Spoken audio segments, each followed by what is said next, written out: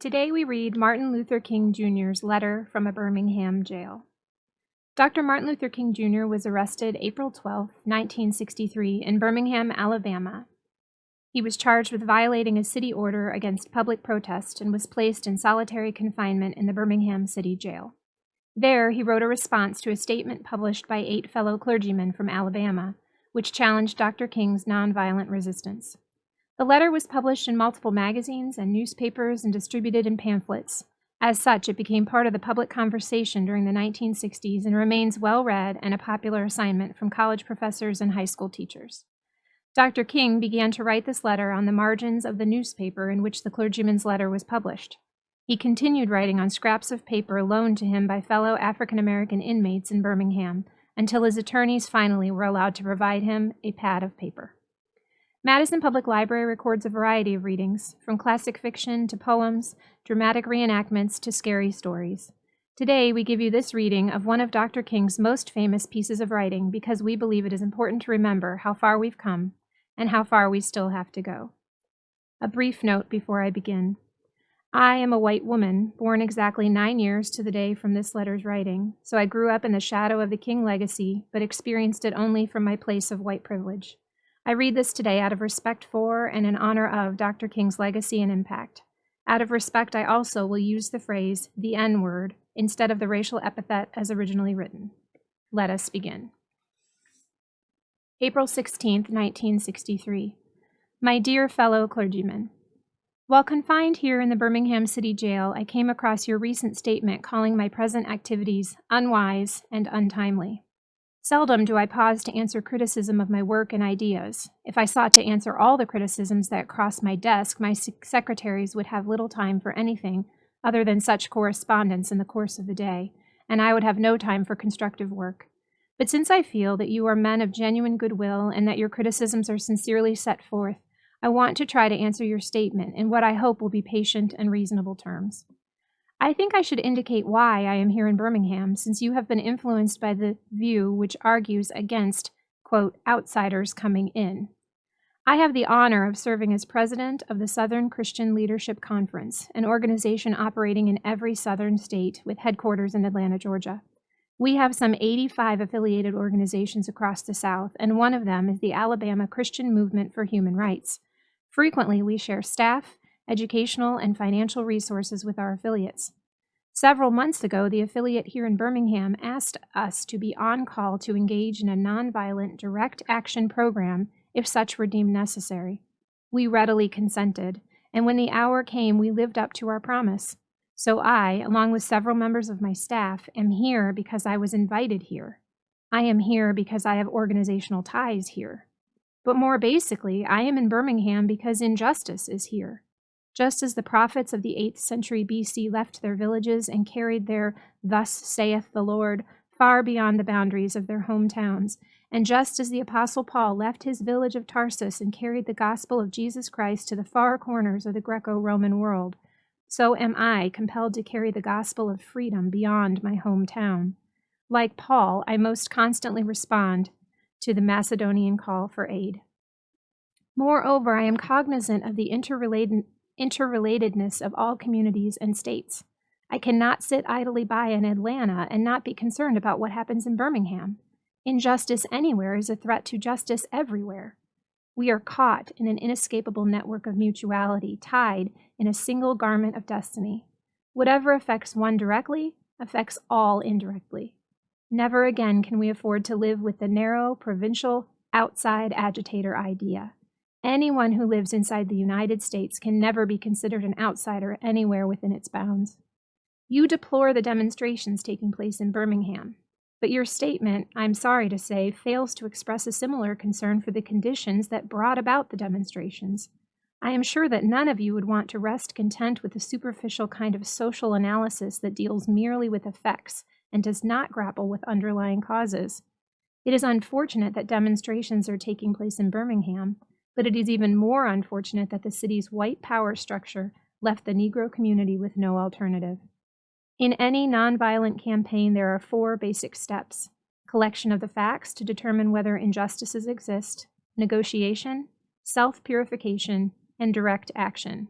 We have gone through all these steps in Birmingham. There can be no gainsaying the fact that racial injustice engulfs this community. Birmingham is probably the most thoroughly segregated city in the United States. Its ugly record of brutality is widely known. Negroes have experienced grossly unjust treatment in the courts.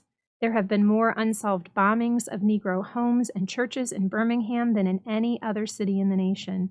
These are the hard, brutal facts of the case. On the basis of these conditions, Negro leaders sought to negotiate with the city fathers, but the latter consistently refused to engage in good faith negotiation. Then, last September came the opportunity to talk with leaders of Birmingham's economic community.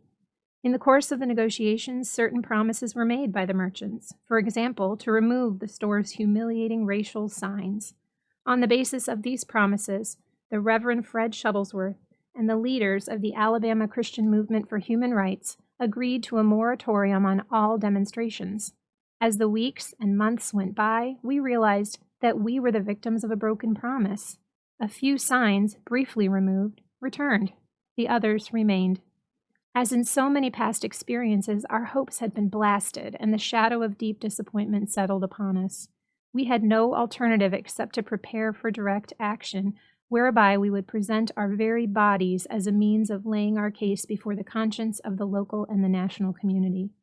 Mindful of the difficulties involved, we decided to undertake a process of self-purification. We began a series of workshops on nonviolence, and we repeatedly asked ourselves, are you able to accept blows without retaliating? Are you able to endure the ordeal of jail? We decided to schedule our direct action program for the Easter season, realizing that except for Christmas, this is the main shopping period of the year. Knowing that a strong economic withdrawal program would be the byproduct of direct action, we felt that this would be the best time to bring pressure to bear on the merchants for the needed change. Then it occurred to us that Birmingham's mayoral election was coming up in March, and we speedily decided to postpone action until after Election Day. When we discovered that the Commissioner of Public Safety, Eugene Bull Connor, had piled up enough votes to be in the runoff, we decided again to postpone action until the day after the runoff, so that the demonstrations would not be used to cloud the issues. Like many others, we waited to see Mr. Connor defeated, and to this end we endured postponement after postponement. Having aided in this community need, we felt that our direct action program could be delayed no longer. You may well ask, why direct action? Why sit-ins, marches, and so forth? Isn't negotiation a better path? You are quite right in calling for negotiation. Indeed, this is the very purpose of direct action. Nonviolent direct action seeks to create such a crisis and foster such a tension that a community which has constantly refused to negotiate is forced to confront the issue. It seeks to dramatize the issue that it can no longer be ignored. By citing the creation of tension as part of the work of the nonviolent resistor may sound rather shocking, but I must confess that I am not afraid of the word tension. I have earnestly opposed violent tension, but there is a type of constructive, nonviolent tension which is necessary for growth. Just as Socrates felt that it was necessary to create a tension in the mind so that individuals could rise from the bondage of myths and half-truths to the unfettered realm of creative analysis and objective appraisal, so must we see the need for nonviolent gadflies to create the kind of tension in society that will help men rise from the dark depths of prejudice and racism to the majestic heights of understanding and brotherhood. The purpose of our direct action program is to create a situation so crisis-packed that it will inevitably open the door to negotiation. I therefore concur with you in your call for negotiation. Too long has our beloved Southland been bogged down in a tragic effort to live in monologue rather than dialogue. One of the basic points in your statement is that the action that I and my associates have taken in Birmingham is untimely. Some have asked, why didn't you give the new city administration time to act? The only answer that I can give to this query is that the new Birmingham administration must be prodded as much as the outgoing one before it will act. We are sadly mistaken if we feel that the election of Albert Boutwell as mayor will bring the millennium to Birmingham. While Mr. Boutwell is a much more gentle person than Mr. Connor, they are both segregationists, dedicated to maintenance of the status quo. I have hope that Mr. Boutwell will be reasonable enough to see the futility of massive resistance to desegregation, but he will not see this without pressure from devotees of civil rights. My friends, I must say to you that we have not made a single gain in civil rights without determined, legal, and nonviolent pressure. Lamentably, it is an historical fact that privileged groups seldom give up their privileges voluntarily. Individuals may see the moral light and voluntarily give up their unjust posture. But as Reinhold Niebuhr has reminded us, groups tend to be more immoral than individuals. We know through painful experience that freedom is never voluntarily given by the oppressor. It must be demanded by the oppressed. Frankly, I have yet to engage in a direct action campaign that was well-timed in the view of those who have not suffered unduly from the disease of segregation. For years now, I have heard the word wait. It rings in the ear of every Negro with piercing familiarity. This wait has almost always meant never. We must come to see, with one of our distinguished jurists, that justice too long delayed is justice denied. We have waited for more than 340 years for our constitutional and God-given rights. The nations of Asia and Africa are moving with jet-like speed toward gaining political independence, but we still creep at horse and buggy pace toward gaining a cup of coffee at a lunch counter. Perhaps it is easy for those who have never felt the stinging darts of segregation to say wait.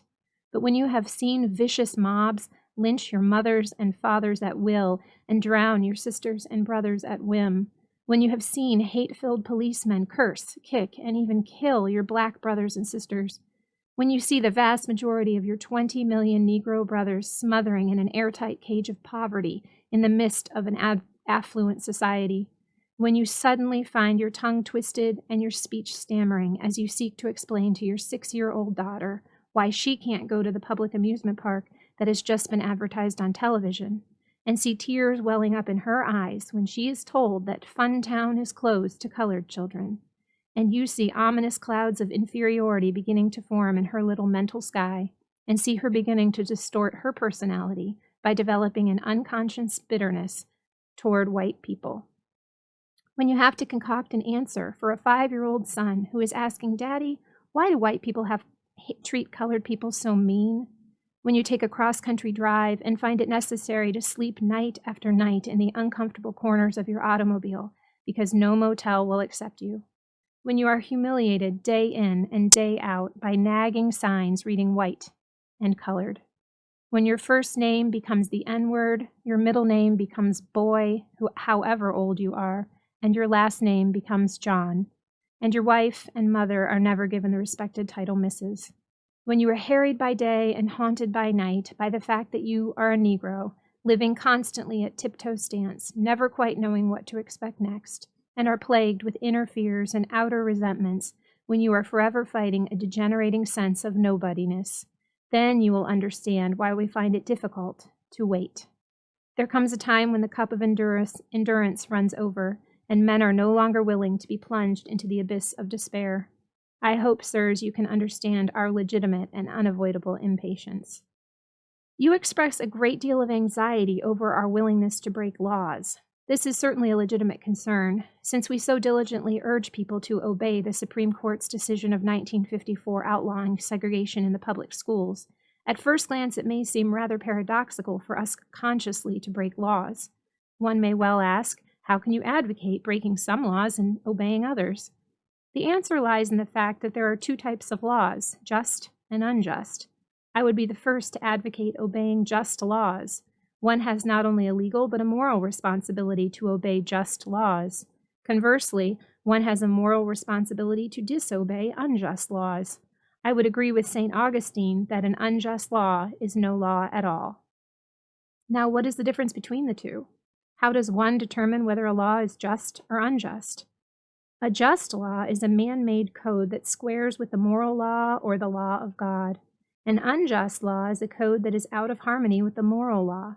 To put it in the terms of St. Thomas Aquinas, an unjust law is a human law that is not rooted in eternal law and natural law. Any law that uplifts human personality is just. Any law that degrades human personality is unjust. All segregation statutes are unjust because segregation distorts the soul and damages the personality. It gives the segregator a false sense of superiority and the segregated a false sense of inferiority. Segregation, to use the terminology of the Jewish for Martin Buber substitutes an I-it relationship for an I-thou relationship and ends up relegating persons to the status of things. Hence, segregation is not only politically, economically, and sociologically unsound, it is morally wrong and sinful. Paul Tillich has said that sin is separation. Is not segregation an existential expression of man's tragic separation, his awful estrangement, his terrible sinfulness? Thus it is that I can urge men to obey the 1954 decision of the Supreme Court, for it is morally right, and I can urge them to disobey segregation ordinances, for they are morally wrong. Let us consider a more concrete example of just and unjust laws. An unjust law is a code that a numerical or power majority group compels a minority group to obey, but does not make binding on itself. This is difference made legal. By the same token, a just law is a code that a majority compels a minority to follow, and that it is willing to follow itself. This is sameness made legal. Let me give another explanation. A law is unjust if it is inflicted on a minority that, as a result of being denied the right to vote, had no part in enacting or devising the law. Who can say that the legislature of Alabama, which set up that state's segregation laws, was democratically elected? Throughout Alabama, all sorts of devious methods are used to prevent Negroes from becoming registered voters, and there are some counties in which, even though Negroes constitute a majority of the population, not a single Negro is registered. Can any law enacted under such circumstances be considered democratically structured? Sometimes a law is just on its face and unjust in its application. For instance, I have been arrested on a charge of parading without a permit. Now, there's nothing wrong in having an ordinance which requires a permit for a parade, but such an ordinance becomes unjust when it is used to maintain segregation and to deny citizens the First Amendment privilege of peaceful assembly and protest. I hope you are able to see the distinction I am trying to point out. In no sense do I advocate evading or defying the law, as would the rabid segregationist. That would lead to anarchy. One who breaks an unjust law must do so openly, lovingly, and with a willingness to accept the penalty. I submit that an individual who breaks a law that conscience tells him is unjust, and who willingly accepts the penalty of imprisonment in order to arouse the conscience of the community over its injustice, is in reality expressing the highest respect for law. Of course, there is nothing new about this kind of civil disobedience. It was evident sublimely in the refusal of Shadrach, Meshach, and Abednego to obey the laws of Nebuchadnezzar on the ground that a higher moral law was at stake. It was practiced superbly by the early Christians who were willing to face hungry lions and the excruciating pain of chopping blocks rather than submit to certain unjust laws of the Roman Empire. To a degree, academic freedom is a reality today because Socrates practiced civil disobedience. In our own nation, the Boston Tea Party represented a massive act of civil disobedience. We should never forget that everything Adolf Hitler did in Germany was legal, and everything the Hungarian freedom fighters did in Hungary was illegal. It was illegal to aid and comfort a Jew in Hitler's Germany. Even so, I am sure that, had I lived in Germany at the time, I would have aided and comforted my Jewish brothers. If today I lived in a communist country where certain principles dear to the Christian faith are suppressed, I would openly advocate disobeying that country's anti-religious laws. I must make two honest confessions to you, my Christian and Jewish brothers. First, I must confess that over the past few years I have been gravely disappointed with the white moderate. I have almost reached the regrettable conclusion that the Negro's great stumbling block in his stride toward freedom is not the white citizens' counselor or the Ku Klux Klanner, but the white moderate, who is more devoted to order than to justice, who prefers a negative peace, which is the absence of tension, to a positive peace, which is the presence of justice, who constantly says, I agree with you in the goal you seek, but I cannot agree with your methods of direct action, who paternalistically believes he can set the timetable for another man's freedom, who lives by a mythical concept of time, and who constantly advises the Negro to wait for a more convenient season. Shallow understanding from people of goodwill is more frustrating than absolute misunderstanding from people of ill will. Lukewarm acceptance is much more bewildering than outright rejection. I had hoped that the white moderate would understand that law and order exist for the purpose of establishing justice, and that when they fail in this purpose, they become the dangerously structured dams that block the flow of social progress.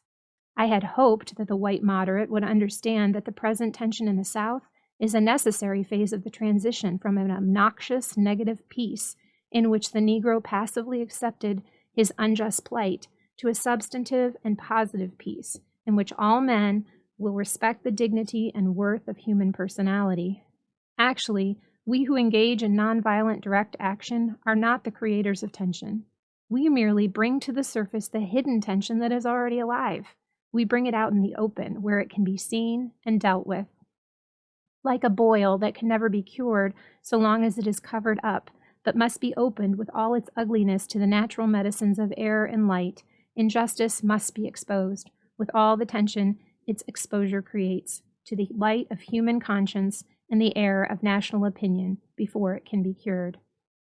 In your statement, you insert that our actions, even though peaceful, must be condemned because they precipitate violence. But is this a logical assertion? Isn't this like condemning a robbed man because his possession of money precipitated the evil act of robbery? Isn't this like condemning Socrates because his unanswering commitment to truth and his philosophical inquiries precipitated the act by the misguided populace in which they made him drink hemlock? Isn't this like condemning Jesus because his unique God consciousness and never-ceasing devotion to God's will precipitated the evil act of crucifixion? We must come to see that, as the federal courts have consistently affirmed, it is wrong to urge an individual to cease his efforts to gain his basic constitutional rights because the quest may precipitate violence. Society must protect the robbed and punish the robber. I had also hoped that the white moderate would reject the myth concerning time in relation to the struggle for freedom. I have just received a letter from a white brother in Texas. He writes, "All Christians know that the colored people will receive equal rights eventually, but it is possible that you are in too great a religious hurry. It has taken Christianity almost 2,000 years to accomplish what it has. The teachings of Christ take time to come to earth." Such an attitude stems from a tragic misconception of time, from the strangely irrational notion that there is something in the very flow of time that will inevitably cure all ills. Actually, time itself is neutral. It can be used either destructively or constructively. More and more, I feel that the people of ill will have used time much more effectively than have the people of goodwill. We will have to repent in this generation not merely for the hateful words and actions of the bad people, but for the appalling silence of the good people. Human progress never rolls in on wheels of inevitability. It comes through the tireless efforts of men willing to be co-workers with God, and without this hard work, time itself becomes an ally of the forces of social stagnation. We must use time creatively in the knowledge that the time is always ripe to do the right thing. Now is the time to make real the promise of democracy and transform our pending national elegy into a creative psalm of brotherhood. Now is the time to lift our national policy from the quicksand of racial injustice to the solid rock of human dignity. You speak of our activity in Birmingham as extreme. At first, I was rather disappointed that fellow clergymen would see my nonviolent efforts as those of an extremist. I began thinking about the fact that I stand in the middle of two opposing forces in the Negro community. One is a force of complacency, made up in part of Negroes who, as a result of long years of oppression, are so drained of self-respect and a sense of somebodyness that they have adjusted to segregation, and in part of a few middle-class Negroes who, because of a degree of academic and economic security, and because in some ways they profit by segregation, have become insensitive to the problems of the masses.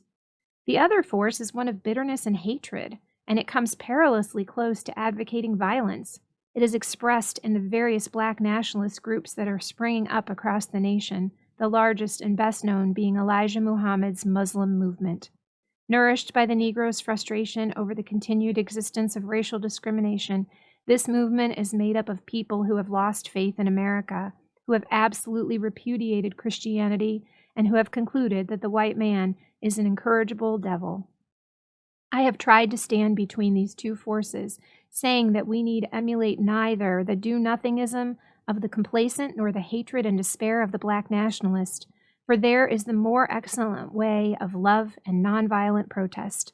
I am grateful to God that through the influence of the Negro Church, the way of nonviolence became an integral part of our struggle. If this philosophy had not emerged, by now many streets of the South would, I am convinced, be flowing with blood. I am further convinced that if our white brothers dismiss as rabble-rousers and outside agitators those of us who employ nonviolent direct action, and if they refuse to support our nonviolent efforts, millions of Negroes will, out of frustration and despair, seek solace and security in Black nationalist ideologies, a development that would inevitably lead to a frightening racial nightmare. Oppressed people cannot remain oppressed forever. The yearning for freedom eventually manifests itself, and that is what has happened to the American Negro. Something within has reminded him of his birthright of freedom, and something without has reminded him that it can be gained. Consciously or unconsciously, he has been caught up by the zeitgeist, and with his Black brothers of Africa and his brown and yellow brothers of Asia, South America, and the Caribbean, the United States Negro is moving with a sense of great urgency toward the promised land of racial justice. If one recognizes this vital urge that has engulfed the Negro community, one should readily understand why public demonstrations are taking place. The Negro has many pent-up resentments and latent frustrations, and he must release them. So let him march. Let him make prayer pilgrimages to the city hall. Let him go on freedom rides and try to understand why he must do so. If his repressed emotions are not released in nonviolent ways, they will seek expression through violence. This is not a threat, but a fact of history. So I have not said to my people, get rid of your discontent. Rather, I have tried to say that this normal and healthy discontent can be channeled into the creative outlet of nonviolent direct action. And now this approach is being termed extremist. But though I was initially disappointed at being categorized as an extremist, as I continued to think about the matter, I gradually gained a measure of satisfaction from the label. Was not Jesus an extremist for love? Love your enemies, bless them that curse you, do good to them that hate you, and pray for them which despitefully use you and persecute you. Was not Amos an extremist for justice? Let justice roll down like waters, and righteousness like an ever-flowing stream. Was not Paul an extremist for the Christian gospel? I bear in my body the marks of the Lord Jesus. Was not Martin Luther an extremist? Here I stand, I cannot do otherwise, so help me God. And John Bunyan, I will stay in jail to the end of my days before I make a butchery of my conscience. And Abraham Lincoln, this nation cannot survive half slave and half free. And Thomas Jefferson, we hold these truths to be self-evident that all men are created equal. So the question is not whether we will be extremists, but what kind of extremists we will be. Will we be extremists for hate or for love? Will we be extremists for the preservation of injustice or for the extension of justice? In that dramatic scene on Calvary's Hill, 3 men were crucified. We must never forget that all 3 were crucified for the same crime, the crime of extremism. 2 were extremists for immorality and thus fell below their environment. The other, Jesus Christ, was an extremist for love, truth, and goodness, and thereby rose above his environment. Perhaps the South, the nation, and the world are in dire need of creative extremists. I had hoped that the white moderate would see this need. Perhaps I was too optimistic.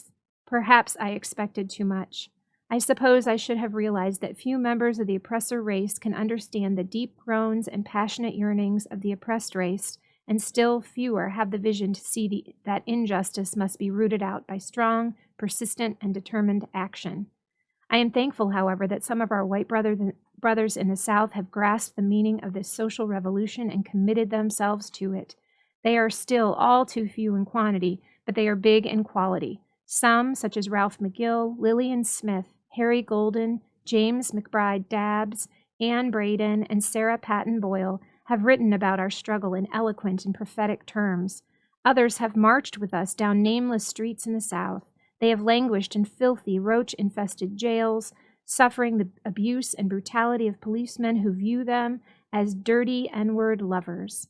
Unlike so many of their moderate brothers and sisters, they have recognized the urgency of the moment and sensed the need for powerful action antidotes to combat the disease of segregation. Let me take note of my other major disappointment. I have been so greatly disappointed with the white church and its leadership. Of course, there are some notable exceptions. I am not unmindful of the fact that each of you have taken some significant stands on this issue. I commend you, Reverend Stallings, for your Christian stand on this past Sunday in welcoming Negroes to your worship service on a non-segregated basis.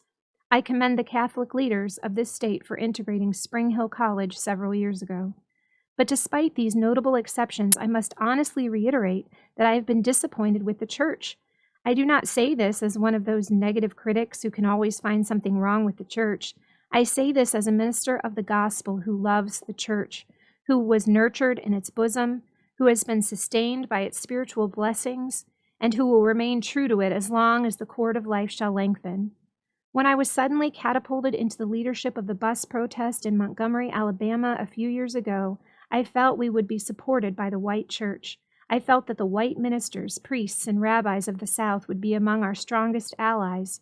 Instead, some have been outright opponents, refusing to understand the freedom movement and misrepresenting its leadership.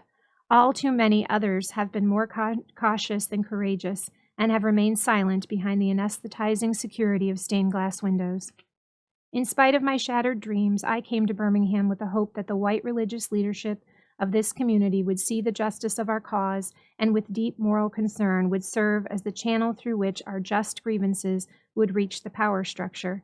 I had hoped that each of you would understand, but again, I have been disappointed. I have heard numerous Southern religious leaders admonish their worshipers to comply with a desegregation decision because if it is the law, but I have longed to hear white ministers declare, follow this decree because integration is morally right and because the Negro is your brother. In the midst of blatant injustices inflicted upon the Negro, I have watched white churchmen stand on the sideline and mouth pious irrelevancies and sanctimonious trivialities. In the midst of a mighty struggle to rid our nation of racial and economic injustice, I have heard many ministers say, those are social issues with which the gospel has no real concern.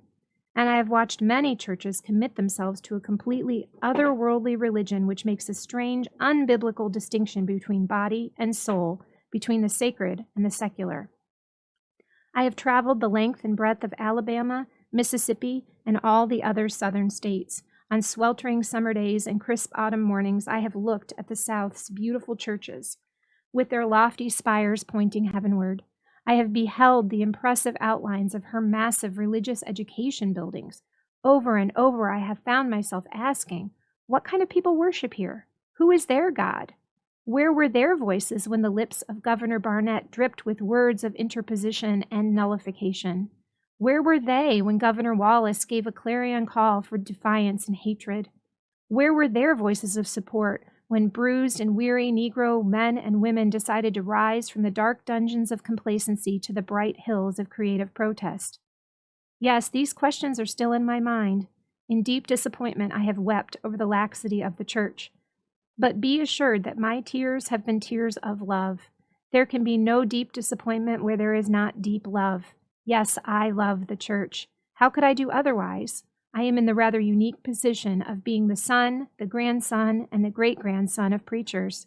Yes, I see the church as the body of Christ, but oh, how we have blemished and scarred that body through social neglect and through fear of being nonconformists.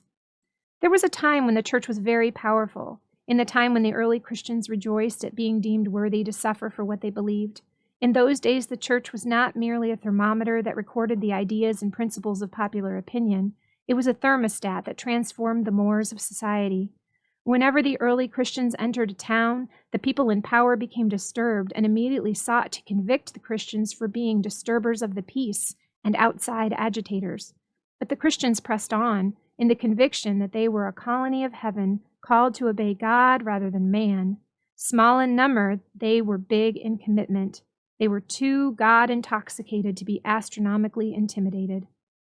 By their effort and example, they brought an end to such ancient evils as infanticide and gladiatorial contests. Things are different now. So often, the contemporary church is a weak, ineffectual voice with an uncertain sound. So often is it an arch defender of the status quo. Far from being disturbed by the presence of the church, the power structure of the average community is consoled by the church's silent and often even vocal sanction of things as they are. But the judgment of God is upon the church as never before. If today's church does not recapture the sacrificial spirit of the early church, it will lose its authenticity, forfeit the loyalty of millions, and be dismissed as an irrelevant social club with no meaning for the 20th century. Every day I meet young people whose disappointment with the church has turned into outright disgust. Perhaps I have once again been too optimistic. Is organized religion too inextricably bound to the status quo to save our nation and the world? Perhaps I must turn my faith to the inner spiritual church, the church within the church, as the true ecclesia and the hope of the world. But again, I am thankful to God that some noble souls from the ranks of organized religion have broken loose from the paralyzing chains of conformity and joined us as active partners in the struggle for freedom. They have left their secure congregations and walked the streets of Albany, Georgia with us. They have gone down the highways of the South on torturous rides for freedom. Yes, they have gone to jail with us. Some have been dismissed from their churches, have lost the support of their bishops and fellow ministers, but they have acted in the faith that right defeated is stronger than evil triumphant. Their witness has been the spiritual salt that has preserved the true meaning of the gospel in these troubled times. They have carved a tunnel of hope through the dark mountain of disappointment. I hope the church as a whole will meet the challenge of this decisive hour, but even if the church does not come to the aid of justice, I have no despair about the future. I have no fear about the outcome of our struggle in Birmingham, even if our motives are at present misunderstood. We will reach the goal of freedom in Birmingham and all over the nation, because the goal of America is freedom. Abused and scorned though we may be, our destiny is tied up with America's destiny. Before the Pilgrims landed at Plymouth, we were here. Before the pen of Jefferson etched the majestic words of the Declaration of Independence across the pages of history, we were here. For more than 2 centuries, our forebears labored in this country without wages. They made cotton king. They built the homes of their masters while suffering gross injustice and shameful humiliation. And yet, out of a bottomless vitality, they continued to thrive and development. If the inexpressible cruelties of slavery could not stop us, the opposition we now face will surely fail. We will win our freedom because the sacred heritage of our nation and the eternal will of God are embodied in our echoing demands. Before closing, I feel impelled to mention one other point in your statement that has troubled me profoundly. You warmly commended the Birmingham police for keeping order and preventing violence. I doubt that you would have so warmly commended the police force if you had seen its dogs sinking their teeth into unarmed, nonviolent Negroes. I doubt that you would so quickly commend the policemen if you were to observe their ugly and inhumane treatment of Negroes here in the city jail, if you were to watch them push and curse old Negro women and young Negro girls, if you were to see them slap and kick old Negro men and young boys, if you were to observe them, as they did on 2 occasions, refuse to give us food because we wanted to sing our grace together. I cannot join you in your praise of the Birmingham Police Department. It is true that the police have exercised a degree of discipline in handling the demonstrators. In this sense, they have conducted themselves rather nonviolently in public. But for what purpose? To preserve the evil system of segregation. Over the past few years, I have consistently preached that nonviolence demands that the means we use must be as pure as the ends we seek. I have tried to make clear that it is wrong to use immoral means to attain moral ends, and now I must affirm that it is just as wrong, or perhaps even more so, to use moral means to preserve immoral ends. Perhaps Mr. Connor and his policemen have been rather nonviolent in public, as was Chief Pritchett in Albany, Georgia, but they have used the moral means of nonviolence to maintain the immoral end of racial injustice. As T.S. Eliot has said, the last temptation is the greatest treason, to do the right deed for the wrong reason. I wish you had commended the Negro sit-inners and demonstrators of Birmingham for their sublime courage, their willingness to suffer, and their amazing discipline in the midst of great provocation. One day the South will recognize its real heroes. They will be the James Merediths with the noble sense of purpose that enables them to face jeering and hostile mobs, and with the agonizing loneliness that characterizes the life of the pioneer. They will be old, oppressed, battered Negro women, symbolized in a 72-year-old woman in Montgomery, Alabama, who rose up with a sense of dignity and with her people decided not to ride segregated buses, and who responded with ungrammatical profundity to one who inquired about her weariness. My feet is tired, but my soul is at rest.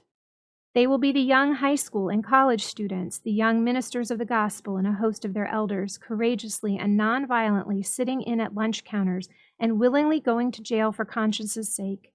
One day the South will know that when these disinherited children of God sat down at lunch counters, they were in reality standing up for what is best in the American dream and for the most sacred values in our Judeo-Christian heritage, thereby bringing our nation back to those great wells of democracy which were dug deep by the Founding Fathers in their formulation of the Constitution and the Declaration of Independence.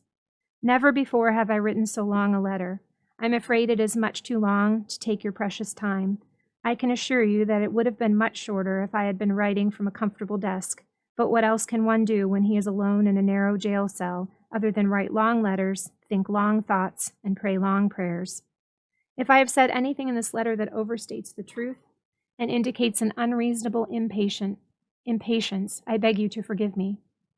If I have said anything that understates the truth and indicates my having a patience that allows me to settle for anything less than brotherhood, I beg God to forgive me. I hope this letter finds you strong in the faith. I also hope that circumstances will soon make it possible for me to meet each of you, not as an integrationist or a civil rights leader, but as a fellow clergyman and a Christian brother. Let us all hope that the dark clouds of racial prejudice will soon pass away, and the deep fog of misunderstanding will be lifted from our fear-drenched communities, and in some not-too-distant tomorrow, the radiant stars of love and brotherhood will shine over our great nation with all their scintillating beauty. Yours for the cause of peace and brotherhood, Martin Luther King, Jr. And this concludes our reading. We encourage you to read more about Dr. King. We have many books about his life and work for children and adults here at Madison Public Library. There also are digital resources available on our free library apps, Libby and Hoopla. Don't forget to like this video and subscribe to our YouTube channel. Also follow us on Facebook, Twitter, Instagram, and Pinterest.